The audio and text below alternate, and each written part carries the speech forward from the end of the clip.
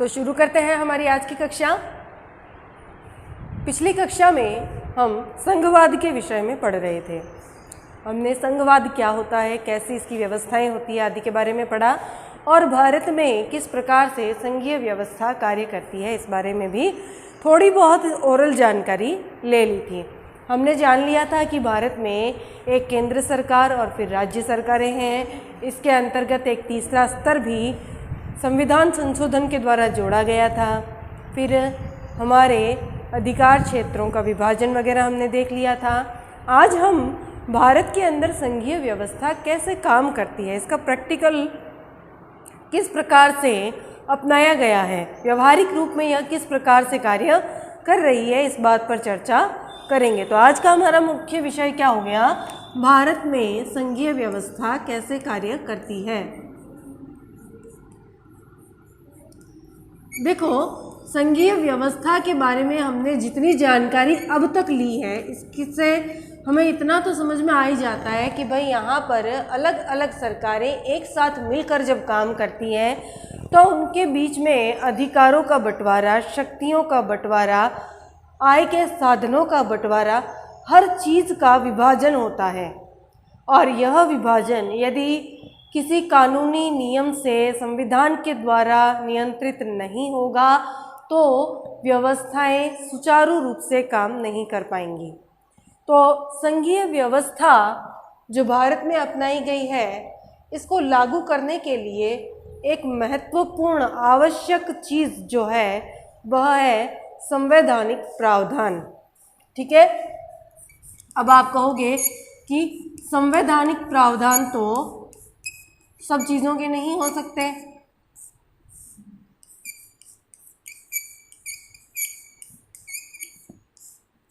हमने भारत के संविधान के बारे में पिछली कक्षाओं में बहुत सारी बातें पहले से पढ़ रखी है। हम ये जानते हैं कि दुनिया का सबसे बड़ा लिखित संविधान भारतीय संविधान है। और इसका कारण क्या है? इसका कारण यही है कि भारत के अंदर हर विषय की बात को संविधान के अंदर समाहित करने का प्रयास किया गया है, चाहे वह अधिकारों से संबंधित हो, चाहे वह कर्तव्यों से संबंधित हो, चाहे वह न्याय व्यवस्था से संबंधित हो या फिर प्रशासनिक व्यवस्था से संबंधित हो। हर चीज़ को हमारे संविधान में लिखित रूप में अंकित करने का प्रयत्न हमारे संविधान निर्माताओं ने किया था। और यही कारण है कि भारत जैसे अनेक विविधताओं वाले देश में भी संघीय व्यवस्था इतनी सही प्रकार से कार्य कर रही है। क्यों? क्योंकि यहाँ पर किसी भी चीज़ के विवाद को लेकर उसके निपटारे तक की सारी व्यवस्था पहले से संविधान में मौजूद है। अब संवैधानिक प्रावधान तो हमारे पास उपलब्ध है, लेकिन क्या केवल संवैधानिक प्रावधानों से हम संघीय व्यवस्था को अपना सकते हैं? नहीं, इसके लिए डेडिकेशन भी चाहिए जनता के अंदर। देखिए, भारत के अंदर जिस प्रकार की व्यवस्था है उसमें लोकतांत्रिक शासन हम पढ़ते हैं। लोकतंत्र की परिभाषाएं आपने पहले भी पढ़ी है, जनता का, जनता के लिए, जनता के द्वारा शासन। इसमें शासन की सारी शक्ति जनता में निहित रहती है। तो यहाँ की जो जनता है, यानी कि पूरे भारत की जनता का जो चरित्र है वह भी कहीं ना कहीं संघवाद को अपनाने के लिए तैयार है। और इसका दूसरा श्रेय जो हम देते हैं संघवाद की सफलता को, वह होता है हमारा लोकतांत्रिक राजनीतिक चरित्र। देखिए, दूसरा जो महत्वपूर्ण बिंदु आता है वह आता है लोकतांत्रिक। हमने लोकतंत्र को केवल किताबों में ही नहीं, व्यवहारिक रूप में भी अपनाया है।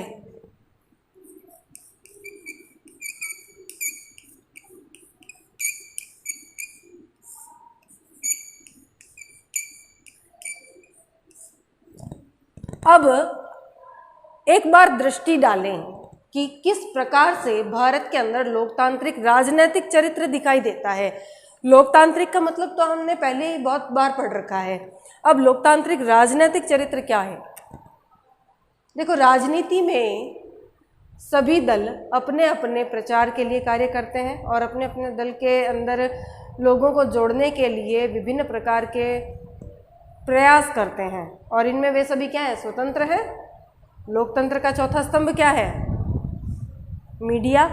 और मीडिया के माध्यम से सभी व्यक्ति अपनी अपनी विचारधाराओं का प्रचार प्रसार करते हैं। इतना सब कुछ होने के बाद भी भारत की जो राजनीतिक पार्टियां हैं, जितने भी दल हैं, वे कहीं ना कहीं संघवाद की भावना से जुड़े हुए हैं। वे अपने हितों को पूरा करने के लिए दूसरे के हितों की अनदेखी नहीं करते हैं। भारत के अंदर राजनीति में भी इस चीज़ को आप दृष्टिगोचर करेंगे अगर ध्यान दें तो। देखो, इस बात को हम 3 बिंदुओं से समझ सकते हैं। पहली बात हमारी आती है कि जो राजनीतिक पार्टियां हैं उनमें भी मिलजुल कर कार्य करने की जो भावना है, संघवाद की जो भावना है, वह दिखाई देती है। ठीक है ना? इसका बहुत अच्छा उदाहरण यदि मैं आपको कहूँ तो हमारे यहाँ जब स्पष्ट बहुमत नहीं मिलता है तो गठबंधन होता है। और यह गठबंधन कब काम कर सकता है? जब हमें एक दूसरे के सहयोग की भावना होगी तभी। नहीं तो गठबंधन क्या, एक निजी पार्टी की सरकार भी काम नहीं कर पाएगी यदि सहयोग नहीं होगा तो। दूसरी बात की जाए तो भारतीय राजनीतिक दल हो या भारतीय जनता हो, दोनों ही देश की विविधताओं का आदर करते हैं।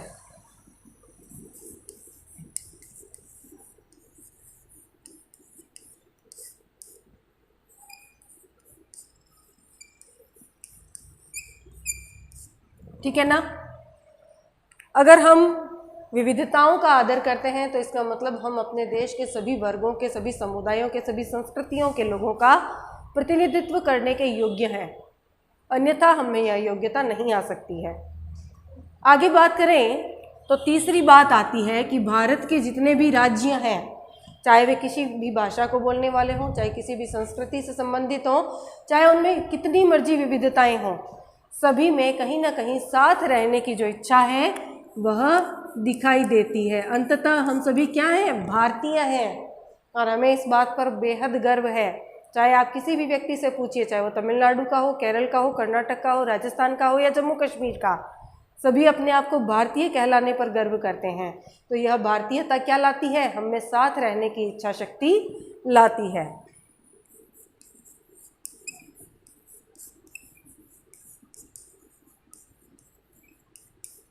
तो ये चीज़ें हैं जो भारत के अंदर संघवाद या यूँ कहें संघीय व्यवस्था को सफल ढंग से लागू करने के अंदर सहयोग प्रदान करती हैं।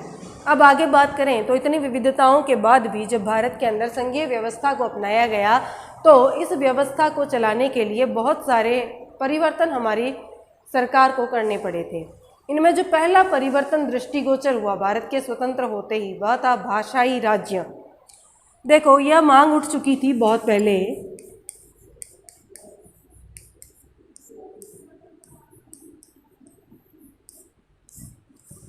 (1947) में जब भारत स्वतंत्र हुआ था, सबसे पहले धर्म के आधार पर भारत का बंटवारा हो गया, भारत और पाकिस्तान के रूप में।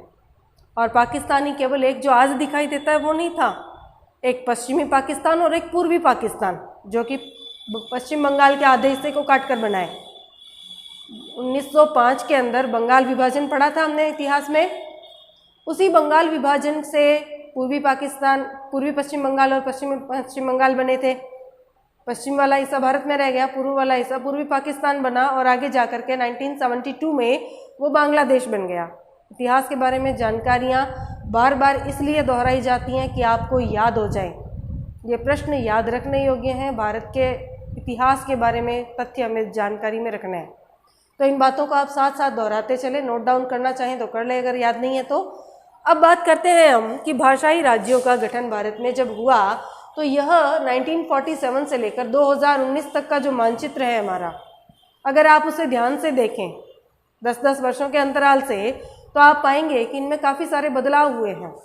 समय के साथ अनेक राज्यों का गठन हुआ, अनेक पुराने राज्यों का सीमांकन बदल गया, नाम बदल गए, आदि ऐसी बहुत सारी चीज़ें थी जो कि हमने 1947 से लेकर 2019 तक देखी।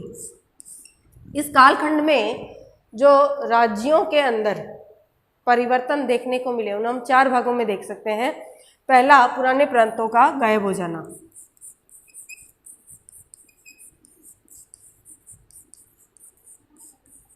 कैसे गायब हो गए? देखो, भारत जब स्वतंत्र हुआ तो विभिन्न भाषाओं को बोलने वाले लोगों को एक ही भाषी क्षेत्र के अंतर्गत लाने के लिए पहली बार भारत के कई राज्यों की सीमाओं में बदलाव किया गया और कई राज्य जो थे छोटे छोटे उनको मर्ज किया गया, ठीक है ना।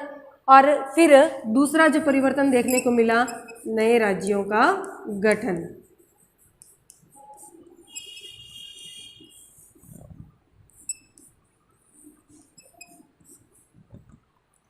तीसरा आया हमारे पास सीमांकन, जो कि मैंने आपको पहले ही बता दिया है कि विभिन्न भाषी लोगों को एक क्षेत्र में लाने के लिए सीमांकन में परिवर्तन किया गया था, बाउंड्रीज में थोड़ा थोड़ा चेंज किया गया था, ठीक है ना। जैसे हम जब राजस्थान का एकीकरण पढ़ते हैं तो देखते हैं ना कि मध्य प्रदेश के कुछ जिले राजस्थान में मिलाए गए और राजस्थान के कुछ जिले मध्य प्रदेश में मिला दिए गए थे। तो इस आधार पर आप समझ सकते हैं कि हमने किस प्रकार से सीमांकन में बदलाव किए थे। और जो चौथा था वह था नाम परिवर्तन।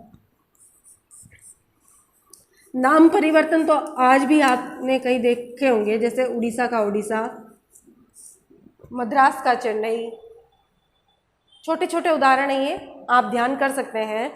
अब बात करें कि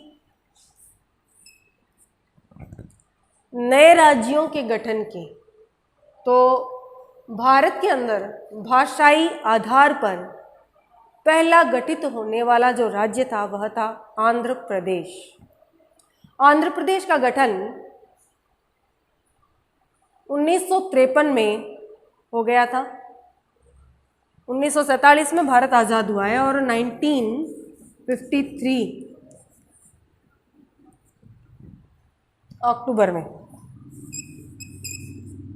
आंध्र प्रदेश का गठन हुआ भाषाई आधार पर, ठीक है। भारत का भाषा के आधार पर गठित पहला राज्य कौन सा था? आंध्र प्रदेश, 1953 में। फिर आगे चल कर के महाराष्ट्र और गुजरात मराठी और गुजराती भाषा के आधार पर बने 1960 में।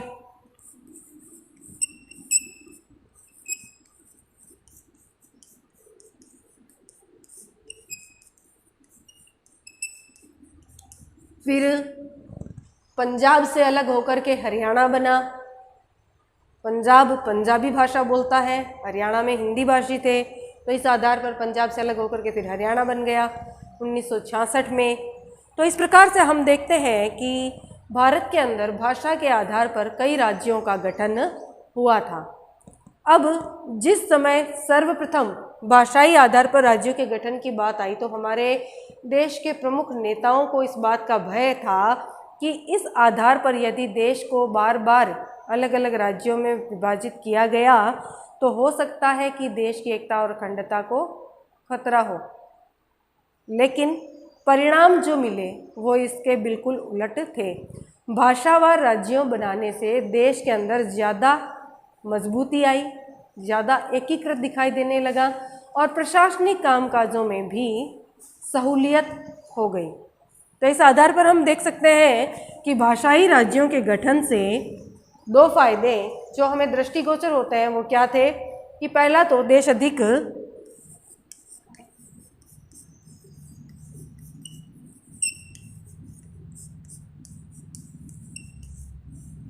एकीकृत व मजबूत बना और दूसरी जो विशेषता आई सामने उभर कर वह क्या थी? प्रशासनिक कामकाजों में सहूलियत हो गई।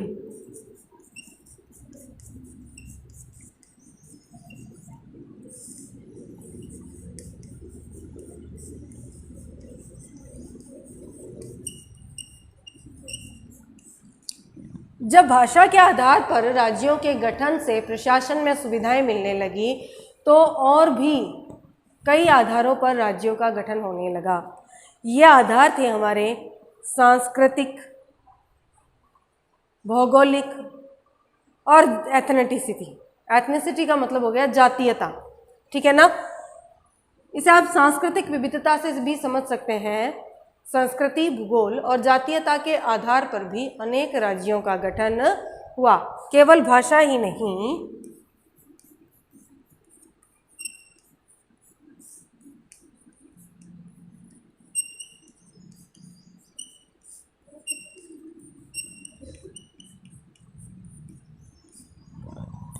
जातीयता, संस्कृति और भूगोल के आधार पर भी जिन राज्यों का गठन हुआ, उनके नामों के बारे में अगर चर्चा की जाए तो अपने नागालैंड का नाम आता है, उत्तराखंड का नाम आ जाता है, झारखंड का नाम आ जाता है। तो ये सारी चीज़ें प्रशासनिक सुविधाओं की दृष्टि से जब हमने यह महसूस किया कि अलग राज्यों का गठन देश की एकता के लिए कोई क्षति नहीं पहुंचा रहा है, तब प्रशासनिक सुविधाओं के लिए इन आधारों पर भी अलग राज्यों का गठन होने लगा।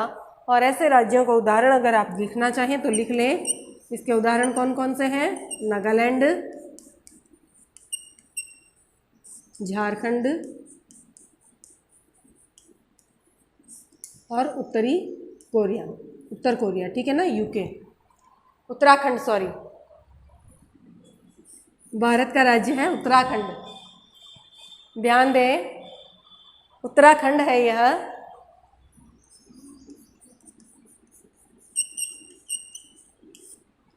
उत्तरी कोरिया तो एक अलग देश है दुनिया में। तो आप समझ गए होंगे कि भारत के अंदर संघीय व्यवस्था को सुचारू रूप से चलाने के लिए विभिन्न आधारों पर राज्यों का गठन हुआ, जिसे कि आज की कक्षा में हमने समझने का प्रयास किया। आज आप इतने अध्याय को एक बार पढ़ करके नोट्स बना लें और आगे के लिए अगली कक्षा का इंतज़ार करें। धन्यवाद।